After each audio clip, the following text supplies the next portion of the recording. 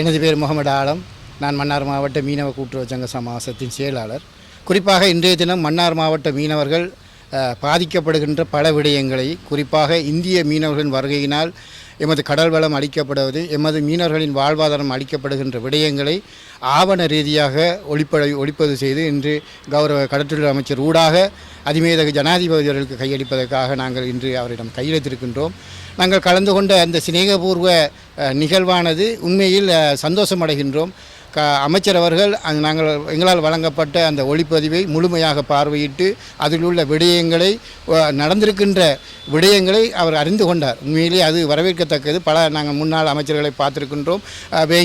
அதை வேங்கி வைத்து நான் பிறகு பார்த்துக் கொள்கின்றேன், வேறு விடயங்களை பேசுவோம் என்பார்கள்.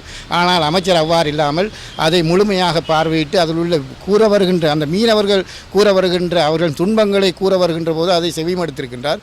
எனவே இந்த இந்திய மீனவர் வருகை முழுமுழுதாக கட்டுப்படுத்த வேண்டும் என்ற அவர் தீவிரமாக இருக்கிறார். அது சார்ந்த அரசும் தீவிரமாக இருக்கின்றது.